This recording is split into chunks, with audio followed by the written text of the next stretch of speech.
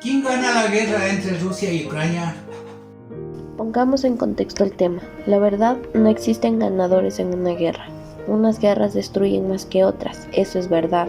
Unas guerras matan más gente y otras guerras se apoderan de los llamados commodities, que son una de las causas de las guerras y naturalmente la ambición del poder económico de algún dictadorzuelo que existe en Occidente y Oriente. Como siempre, acudamos a nuestro analista semanal para que nos explique la información que tiene a mano sin editar y sin banderías políticas. La información de los países del G7 afirma que la agricultura, la guerra y el nuevo orden económico son el termómetro con que se miden los mercados, que entran en competencia cuando existe una guerra como la de Rusia y Ucrania, que afecta a todos los países que tiene en sus territorios los llamados commodities. El mundo sigue en alerta debido a que Rusia comenzó ataques en contra de Ucrania y así detonar una guerra entre los países del viejo continente, por lo que algunas de sus tropas hace 2 meses ya ingresaron al territorio ucraniano, en lo que se puede calificar como el inicio de una invasión. El presidente ruso Vladimir Putin decidió lanzar una operación militar especial, destruyendo con misiles la infraestructura militar ucraniana. Esto provocó que los países líderes pusieran sus ojos en este conflicto, por lo que el famoso G7 estará alerta. Y aquí te decimos de qué se trata de este selecto grupo. El G7 es una organización de los países líderes en el mundo. Lo conforman Canadá, Francia, Alemania, Italia, Japón, Reino Unido y Estados Unidos. ¿Por qué Rusia no forma parte del G7? El país de Rusia tuvo que ser suspendido de este selecto grupo indefinidamente, que en ese momento se conocía como el G8, por lo que en el año 2014 la mayoría de los países miembros se aliaron en contra de su anexión de Crimea. En este momento el país no pertenece a este grupo, justamente cuando se desató la guerra ante Ucrania. ¿Qué son los famosos commodities? En el mundo existen infinidad de materiales y de diversos orígenes, entre ellos las materias primas con que se fabrican los productos de uso cotidiano y empresarial. Las personas pueden obtener otra clase de ingresos invirtiendo en esas materias primas, conocidas como commodities, ya que son productos muy demandados que pueden tener movimientos constantes en transacciones comerciales de compras y ventas en todo el mundo, incluido el Ecuador. En un sentido muy básico, un commodity es un material tangible que se puede comerciar, comprar o vender. Normalmente se utilizan como insumos en la fabricación de otros productos más refinados, como por ejemplo el petróleo y el gas. Es un producto básico que se utiliza en la producción de materiales plásticos, como es el caso de Ucrania, que tiene una infinidad de commodities y es una de las causas de la guerra, donde Rusia se quiere apropiar para la dominación del mundo. La guerra también involucra espionaje y compra-venta de información, como por ejemplo que la inteligencia estadounidense había ayudado a Ucrania a matar a generales rusos. ¿Cuál es la información que usted maneja? El Pentágono dijo que Estados Unidos no participó intencionalmente en los objetivos del asesinato o muerte de varios generales rusos. Lo que sí existió es que los funcionarios de Estados Unidos le dio a Ucrania la información de la ubicación que ayudó a sus fuerzas a hundir el crucero insignia de Rusia, denominado Moskva. Gran parte del mundo conmemoró ayer, 8 de marzo del 2022, el Día de la Victoria en Europa. Sin embargo, Rusia lo celebra un día después, el 9 de mayo. ¿Qué se evoca? Se evoca la derrota de la Alemania nazi en la Segunda Guerra Mundial. En la Plaza Roja de Moscú, los rusos asisten a un desfile para celebrar su fuerza militar. El evento se ha vuelto cada vez más extravagante bajo el caudillaje del presidente ruso Vladimir Putin. No obstante, las cosas son diferentes este año. El desfile y muestra de su poderío militar se efectuó en un momento en que los ataques rusos avanzan por Ucrania. Han pasado más de 2 meses desde que Putin invadió el país de Ucrania, y lo que parecía que sería una victoria fácil lo ha enfrentado a una derrota tras otra, incluso en Kiev. ¿Cuál es la verdad del conflicto?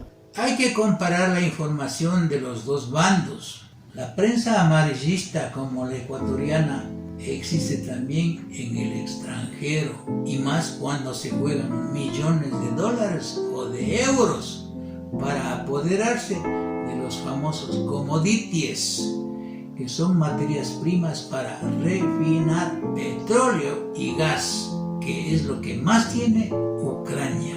Hoy el autoritario presidente sostuvo que Occidente no quiere un diálogo honesto y defendió la invasión de Ucrania como una lucha por la patria. Putin no anunció una gran guerra ni se adjudicó ninguna victoria. En cambio, como es su costumbre, alegó que Rusia se ha visto obligada a defenderse en el Donbass contra los nazis y que Ucrania tenía planes para adquirir armas nucleares. A propósito, ¿cómo va ese asunto de una posible guerra nuclear? Durante el fin de semana de abril del 2022, una bomba rusa destruyó una escuela de Luhansk en el este de Ucrania. Alrededor de 90 civiles se refugiaban en ese sitio. Las autoridades han dicho que hubo 27 sobrevivientes, pero se cree que docenas más están muertos. En Mariupol, las fuerzas rusas se están acercando a la ciudad portuaria, una ubicación estratégica que permitiría al Kremlin unir la ciudad con la de Crimea anexada ya. Los combatientes ucranianos que quedan refugiados en una planta siderúrgica sitiada proclamaron que rendirse no es una opción.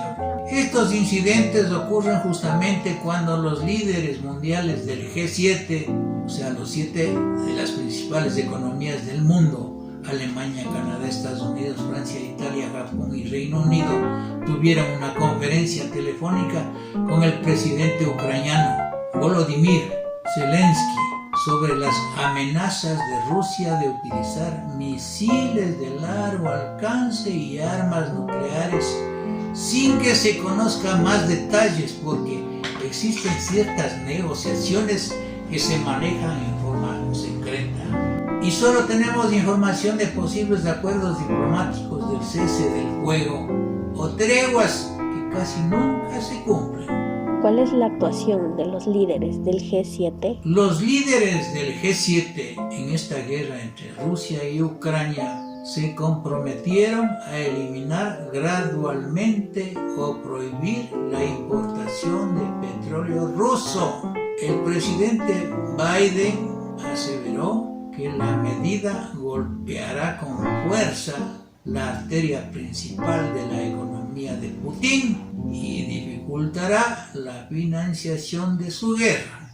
La decisión se produjo en medio de un lote de otras sanciones nuevas y una visita sorpresa a Ucrania por parte de la primera dama estadounidense, Jill Biden. En conclusión, el presidente ruso Vladimir Putin tiene más pérdidas que victorias en su guerra en Ucrania. ¿Llevaría el dictador Putin sus amenazas nucleares al siguiente nivel? El discurso de Putin se produjo como una grabación de los grandes éxitos de su retórica ahora estándar. Kiev está dirigida por neonazis y que están tratando de alcanzar el poderío nuclear. Al menos al momento de esta publicación y video, 15 de mayo de 2022, hoy no ha resultado ser el punto de inflexión a través de misiles o armas nucleares que muchos temíamos. o esperaban que pudiera ser. El conflicto parece estar en una especie de patrón de espera en el que Rusia ocasionalmente plantea el espectro de un conflicto nuclear, aunque Occidente, no obstante, se niega a retroceder, y en el que Rusia sigue bombardeando el este de Ucrania con precisión decreciente. Esa menor precisión se debe al agotamiento del armamento de alta gama de Rusia. Según el Ministerio de Defensa británico, ver mi video vinculante con este tema denominado "Vuelve la Guerra Fría entre Rusia y Ucrania" en el enlace que a continuación se detalla. Gracias, ecuatorianos.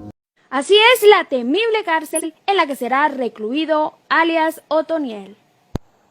Alias Otoniel será enviado a la cárcel Florence, donde nadie ha podido escapar, y sería vecino nada más y nada menos que del Chapo Guzmán, aunque nunca se conocerán muy seguramente. Desde el exterior, esta prisión es famosa por la vista que ofrecen las montañas hermosas, imponentes y coloridas del condado de Fremont. Sin embargo, esta prisión donde será enviado Otoniel está diseñada para que los presos nunca puedan mirarlas. Así que la única oportunidad que tendría Otoniel de ver las montañas rocosas es al entrar a la cárcel, pero ya dentro jamás las vería nuevamente. La cárcel de Florence cuenta con 490 celdas individuales en las que los presos pasan 23 horas al día solos en un espacio de concreto que mide 2.1 metros de ancho por 3.6 metros de alto. Las comidas se las entregan tal cual como vemos en las películas de Hollywood, a través de pequeños agujeros en las puertas, y las camas son losas de concreto con un delgado colchón cubierto con un par de mantas. Otoniel comerá 3 veces al día y la comida es aprobada e inspeccionada antes por el coordinador de la cárcel. Posiblemente Otoniel tenga acceso a un radio o un televisor, pero el televisor será en blanco y negro, que únicamente ofrecen programas religiosos y educativos, y esto no será para siempre. Asimismo, tendrá permitido 1 hora de recreo al día, que sería la hora del sol, pero no es un espacio abierto, es dentro de una jaula al aire libre. Sin embargo, desde ahí apenas podrá ver el cielo, nada de montañas. La celda de Otoniel será totalmente insonora para que ni se oiga sus gritos ni los gritos de los demás. Y de por vida estará rodeado por cámaras de seguridad que vigilarán hasta su sueño, en el que no se podrá dar el lujo siquiera de soñar con escapar como probablemente lo hacía hasta la última hora en Colombia, porque la cárcel de Florence está considerada como la cárcel más segura del mundo.